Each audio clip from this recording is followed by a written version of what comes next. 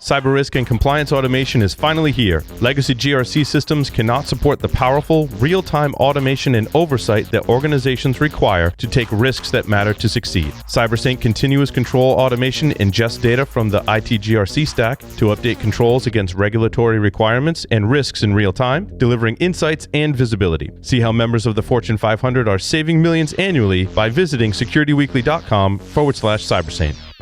Cybercriminals are using social engineering loaded with urgency and fear to successfully prey on victims, your employees, or your customers. Protect your Office 365 email from today's most sophisticated attacks with Barracuda Email Threat Scanner. It's a free tool to help protect your business from these hard-to-detect attacks. The Barracuda Email Threat Scanner uses artificial intelligence to hunt and eliminate Office 365 email threats. Find the cybersecurity threats hiding in your Office 365 email right now. Get your free email threat scan at securityweekly.com/Barracuda. Welcome back to Business Security Weekly. I am your host, Matt Alderman, joined by Adrian Sanabria and Lee Neely. Security Weekly is proud to announce that we will be at InfoSec World 2021 in person, October 25th to 27th, 2021. This year, our annual partnership is a little extra special as we're both business units under Cyber Risk Alliance. It's also my birthday, so come on down, celebrate. What does that mean for Security Weekly listeners and InfoSec World attendees? You'll get to see and hear from many of the Security Weekly team at the event, and you will also save 20% off your World Pass. Visit securityweekly.com/ISW 2021 to register using our discount code. In our July 22nd technical training at 11 a.m. Eastern, learn how guided SaaS NDR enables rapid response. Visit securityweekly.com/webcast to register now. If you've missed any of our previously recorded webcasts or technical trainings, they are available at securityweekly.com/on-demand. Gentlemen, articles for this week. Now, I had to try to tie them into the previous segment, right? So let's start at the C-suite, because how important is it to understand cybersecurity? So this first article pulls out the things CEOs should know about cybersecurity. And number one was understanding that cybersecurity is important for business. What? It's not a cost center? Yeah. You know, this is just lovely because and I think it's less important for them to understand cybersecurity on like a deep level or anything like that. A lot of it has to do with their attitude towards it, you know, and setting a good example for the company, you know, and you know, actually taking steps to, you know, to make, you know, substantial changes, you know, not just, you know, talking about it. We take your security very seriously. We do. Yes, Lee, it's not just a cost center. It's also not just the responsibility of the IT team, which is also one of those other kind of misnomers that or the intern. No, yeah. Never the intern. Never the intern. But I mean, it does lay out some very interesting aspects, you know, around working with security and IT on policies and procedures, you know, building a culture of security. There's a lot of good lessons learned in here because, look, executives are busy. They have their day job. They're running a business. They usually have a board of directors, shareholders. There's a lot going on. And cybersecurity is one aspect of business risk, but it is an important one, especially these days when we see all these ransomware attacks and we see all this activity in the news. You do not want to be the front headline in the morning paper. Yeah, there's actually something the CEO could do that might be hard for his CISO to do, and that is CEOs often have a network of peers, whether they're competing or not, but that they're out there with. And we often say to the cyber folks, look at what your peers are doing. But if they don't have an inroad to their peers, that CEO could hook them up, and that could really work. Yeah, maybe much easier for them to make that connection than say that the CISO to do it. Yeah, they're also a target, right?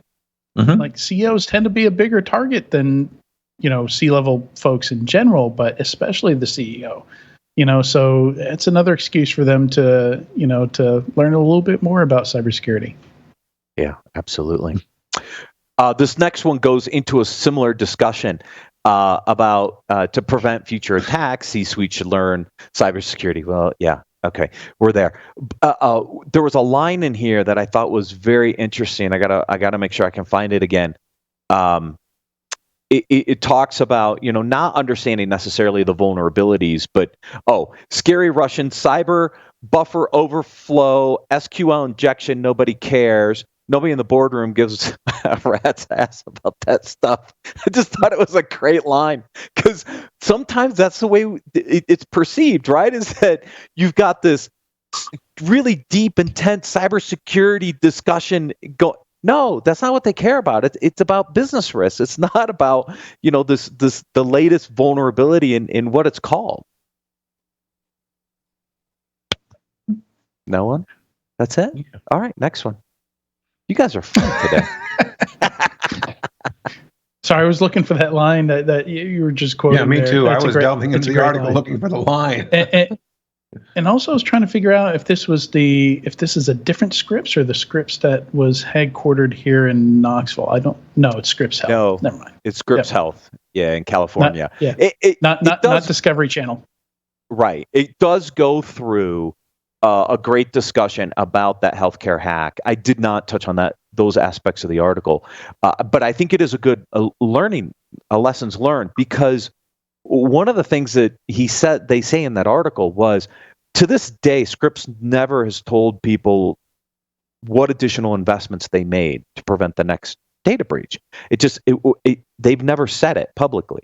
And so it talks about the whole aspect of the breach and all the changes and, different executives that came in, but no one's ever addressed the holistic discussion about, well, what changes did they make? Did they make the appropriate changes to prevent it in the future, which is the basis for the article of why this should be part of the C-suite conversation and not a separate item.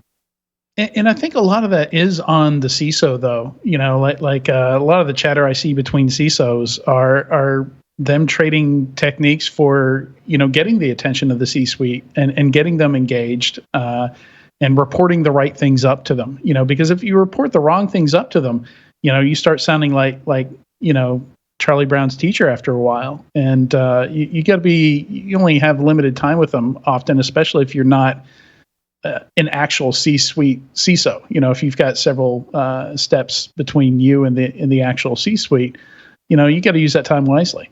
Oftentimes it's maybe 15 minutes out of a quarter, and it's a couple PowerPoint slides or something like that. How are you going to use that time? Right. Yeah. This next article talks about the relationship of this. I like this one because it has an overlap with the CISO and the CIO here. And it's really about still driving innovation with operational excellence. And we've talked about this at various times with Jason. There's some really interesting tips in here.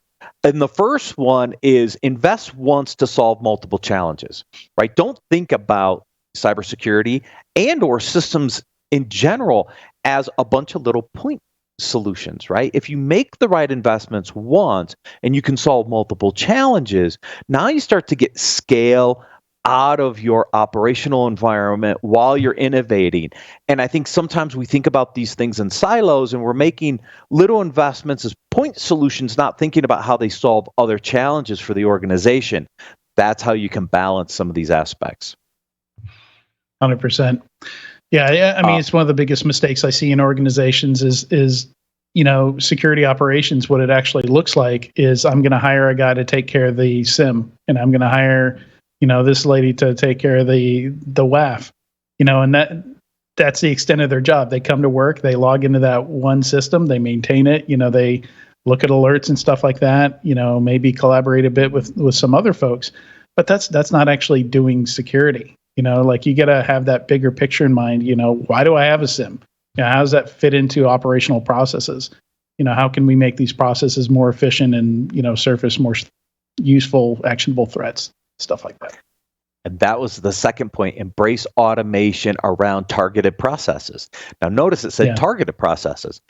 Just notice it said processes. In order to automate something, you have to start somewhere, right? We were just having this conversation with Patrick on the automation aspects of risk and compliance. You've got to have those processes nailed down before you can automate them, because what are you automating otherwise? Automation for the sake of automation doesn't help if you're not streamlining your existing processes and making them more efficient. Yeah, I mean, here's a challenge. Write down your processes in easily understandable languages without using the names of your vendors, or the buzzwords associated with the tools. Is that possible? Can you take that vendor name out? Can you swap it with another vendor name? It'll show you how strong those processes are or how well defined they are. And then Yes. Can you take that and you loop it back to how you're making the business successful? Yeah, it should be tied back. If there isn't a tie, you're not doing it right. That comes back to Matt's earlier point. And I was even thinking, you talk about building relationships. That person you hired to sit and take care of the SIM may not be the person you're out having build relationships. They may not be suited for it. So make sure you've got that covered somewhere. Absolutely. That ties in this whole relationship concept into our next article on the evolving CISO. We've seen a lot of articles over the past few months on the evolving role of the CISO. I made some pretty bold statements a few years ago about what the CISO role would look like. I wasn't too far off, but anyways, this article talks about some of those top qualities in a CISO. Now, number 2 is relationship builder, to Lee's point, right, from the earlier conversation, the ability to build a relationship. The first one I thought was a little interesting, matchmakers, which you don't think about CISOs being matchmakers per se. You always think about relationship building, but I don't necessarily think of a CISO as a matchmaker. Yeah, I mean, it is. And I remember listening to Scott Galloway's podcast, and he's got a listener question bag stuff that comes in, and one of them was, how do you find good people? Like, we're really struggling, to hire good people, and the answer I heard from Scott and that I always hear from people is it's all about your network. It's all about who you know. So. Absolutely. I think that's an important skill, if you're in any kind of position where you've got to acquire and retain talent or help others do the same. Yeah, I mean, our networks help us do that. I think relationship building is important because you got to work across the different business lines. You've got to make sure that you understand their risks, some of their objectives and goals, and make sure you can deliver on that. The servant leadership here, right? Set the strategy, manage at the high level, let your team do the work, right? And become an advocate for your team, for sure. Yeah. The matchmaker one just kind of threw me off there a little bit. The one thing I didn't see that I was halfway expecting was the term trust, I guess it's relationships, but I just think about how many times I've talked to folks out in the programs. They want to do something sounds crazily insecure, but when you find out what the problem is they're solving and why it's important, then you can sit there and start digging down and finding the ways to do it securely. But if they don't have the trust to come to you with when they want to do something, you start branching into shadow solutions, shadow IT, whatever you want to call it, where you're being worked around, and you really want to avoid that. Yeah. I've got an awesome interview coming up in a few weeks with Jim Routh. I've known Jim for years. He was a big advocate when I was at Archer and the Archer community. And I'm bringing him on in a few weeks. We're going to talk about the top 3 mistakes that CISOs make that aren't published in any of these articles. And it'll cross over into a couple of these little areas. But when I had the prep call with him, I was just so intrigued by the fact that he said, look, these are the top 3 mistakes every first-time CISO makes, and no one's ever published them or put them in an article. So we're going to cover them because we look at these characteristics, which are great, but what are the things you should avoid, or what are those mistakes you should avoid? Just because you have the qualities doesn't mean you're going to do it correctly. That's an interesting one coming up in the near future. Good foreshadowing. I'm really excited for that one. Especially saying that they're not often talked about. I'm very, very curious now. Yeah. We cover a lot of like, these are the characteristics CISOs have, et cetera, et cetera. This is the evolving role of the CISO. But how many people have said, look, if you're going to be a CISO, these are the three things you just need to avoid. And we're going to do that in a few weeks. I think it's August 9th. Anyways, stay tuned. CISO Screw Ups is a book I would read. He's retired now, so he might have time to actually write the book, but he's going to come on the podcast and talk about it. Let's see. This next one, the 6 common mistakes, resume mistakes for CISOs. Again, if you're out looking to get your first CISO job or your next CISO job, this article will talk about some of the things that you should make sure you include in your resume, because these are things that a lot of CISOs don't include. The first one is, failing to show your executive abilities. I think we all kind of know that the CISO role has been moving into more of an executive role. So talk about some of your executive achievements. And that means things like, helping deliver on revenue or profitability or some other things. Those are kind of executive level aspects. The one that really, there's one in here that just really surprised me, leaving out experience with breaches and hacks.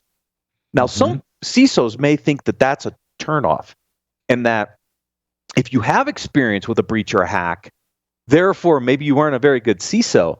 But look, there's a lot of organizations that struggle with incident response and dealing with breaches and hacks. Why not talk about your experience if you have it? Think about that, for how insane that sounds for just a second. Like, breaches and hacks are very common, and you want to hire somebody with zero experience in that area? Like, really? And what are the chances it was the CISO's fault? Like, it was probably an intern, chose a bad password. Right. I mean, can you imagine a CISO with no incident response experience? That would be crazy. Right? Yeah, but yeah, it's so much this, like it's not like you got arrested or something like that. It's not like you were drunk on the job. Like, I think it's happened to enough companies at this point, that you would much rather have somebody very familiar with the process and the ins and outs, and the, you don't want somebody figuring out the wrong thing to do on day one of reporting a breach with you. I would much rather have somebody with experience that knows exactly what to do and what not to do on day one or hour one of a breach. Hour one, yeah. Minute one almost, right? I mean, what are the first set of things you do, right? I'm sure there's a to-do list, a lot of to-do lists for that first day, right? Like, there's a lot that has to happen there. The thing that got me here is, how often are CISOs still using resumes? I would think that's a field that's mostly networks, executive headhunting, stuff like that. Like, I wonder how many CISOs are actually updating their resumes or getting that job more through people that they know. And yeah, maybe HR needs a resume to have on file or something like that. But that struck me as a bit strange. I'm not sure how many CISOs are actively updating their resumes, and that's how they're getting the job. It's probably not as much active CISOs necessarily as maybe it is people wanting to become that kind of first-time CISO. You're a VP and you want to get the CISO title, but you got to go through the process, and you need the resume, and you're out hunting maybe. But to your point, right? I mean, connections in the network is a lot of the way I think this stuff happens. But if you're going to write a resume, let's just make sure it's formatted correctly, no misspellings, grammatically correct. Because that was the 6th one on the item. You're like, wait, at this level, is this still going on? Yeah. Actually, I tell everybody, if they're submitting whatever it is, CV, resume, or whatever, have somebody look at it. Pay somebody to get it not be badly formatted, that it actually reads when somebody else reads it. There are so many simple resources for resume assistance. There's no excuse for that. Like our local community Slack channel here in East Tennessee, we've got a dedicated channel just for resume help and resume reviews. That's awesome. And I'm sure we're not the only one. Right. Yeah. Use your network to review your resume. Yeah. Just saying. Our last article, if you do get past the resume process and you get to the actual interview, here are some tips for you in that interview process. Now, this comes from Science of People, Vanessa Van Edwards. We had her on, oh my gosh, it's probably been a year and a half ago now. She's a body language expert. It was a fantastic interview. Paul and I think we're the only two that had the opportunity to interview with her, but she talked a lot about body language and stuff. This article talks about some of those interview things you should do to give yourself a better opportunity to get the position. And there's some interesting tips in here for people who are, going through the interview process or are out interviewing for jobs. A couple of the ones, number one, don't self-touch. I thought that was interesting. Don't touch your face and, fiddling with yourself. Chew on your fingernails. I'm always messing with my beard or mustache. I'm sure the folks on the production side there, Johnny, see me doing that all the time when I'm off camera because I'm conscious enough about it that I don't do it while I'm on camera. Right. Relax your hands on the table. Don't be clenched hands. Kind of relax. Put your hands on the table. Look like you're in control. Look like you should be there. Don't look nervous, right? I mean, that's a telltale sign is when you got your hands clenched. It gives you some really interesting advice on dress and attire. Only walk in with a single bag. Ladies, a larger purse. Men, a slim briefcase. Don't come in with a lot of clutter. I thought was interesting. Make sure you're wearing clothes that fit perfectly. Don't bring a bunch of baggage. Right? Yeah, don't bring a bunch of baggage. A little bit of a metaphorical thing there for a job interview also. I thought tip number 5 was interesting. Don't forget the back of your shoes because when you walk out of the interview, people are looking at the back of you. It goes into a little more, but think about this for a minute, men. Sometimes the back of your soles get scuffed because of, sitting in the car, doing whatever. Like just make sure you're tidy all the way around because people will see you walk out of the room unless you're on Zoom. But if you're in person, right? Mm-hmm. Yeah, a little story about this. I remember I was hiring, there are 2 kind of lead candidates in this job search, and one of the guys had whole body covered in tattoos. Like you could even see, like when his head was shaved, like his whole scalp was tattooed. Tattoos on hands, knuckles, stuff like that. A lot more common now, but this would have been 2002, 2003, something like that. And the other candidate showed up in a suit, literally still had the tags on the suit. He had his like some certification pins in it and stuff like that. And clothes, didn't fit him perfectly. Like if you're going to return the suit later, at least get the right size.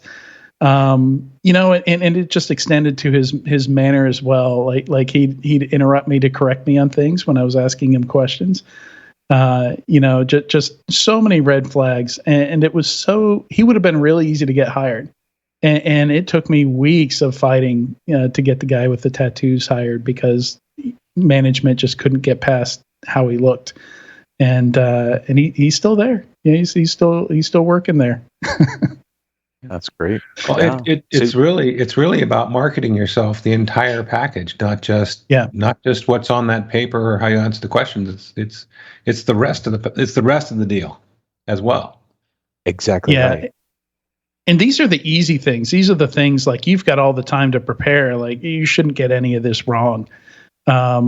Except maybe some of the ones that are more unconscious. You might have to practice that, but there's a lot of, you could do a whole separate article just about, mannerisms, how you talk, how you interact, and some of that's here. But yeah, body language is huge. I think a lot of people don't fully or consciously understand how important it is. There's a lot of that, oh, well, my gut says, and what that is like a compilation of a bunch of things that you didn't consciously register, but you subconsciously registered, guy was sloppy, maybe interrupted a lot, maybe ignored certain people in the interview that they didn't connect with. And there's a great book by Joe Navarro called What Every Body is Saying. It's about micro expressions and body language. That's super interesting. He's since come out, like, his big shtick now is poker. Like using that knowledge to help poker players. But that's kind of the original book he came out with, and it's really useful. Yeah, if you're going into a high-profile interview, just be prepared, right? You got to be in the right mental state to go in and nail one of those interviews, right? It's a high-stakes kind of interview, and these are just some tips and some guides on how to help. It's just we haven't covered one of our articles for a while, and I was like, oh, this is a great way to kind of end the session today. Talk about body language, because as we're getting back to normal to an extent, right? People are hiring, people are going back to in-person interviews. Don't forget, you can't just walk around in your underpants all day with a shirt on and get away in a Zoom call. Yeah. I love number 11. Which one was 11? Don't sweat like Nixon. Oh, yeah. He had the flu, and like I have seen people come in for interviews that are clearly sick, coughing and sneezing all over the place. Reschedule your interview. Don't come in like getting everybody else sick. Please hire me, as you knock out the entire department. Right. If you're sick, just have Lee Neely sit in for you. There you go. I mean, nice. It shows you how you'll behave if you're sick with your future employer. I mean, it's people get sick; it happens. Right. Well, especially now, right? Because now in the environment that we're in, I mean, people would probably freak out if you walked in sick. So, hopefully, Jason's feeling better today. Lee, thank you for filling in. Adrian, always a pleasure. Thank you, everyone, for joining us today, and we'll see you next week on Business Security Weekly.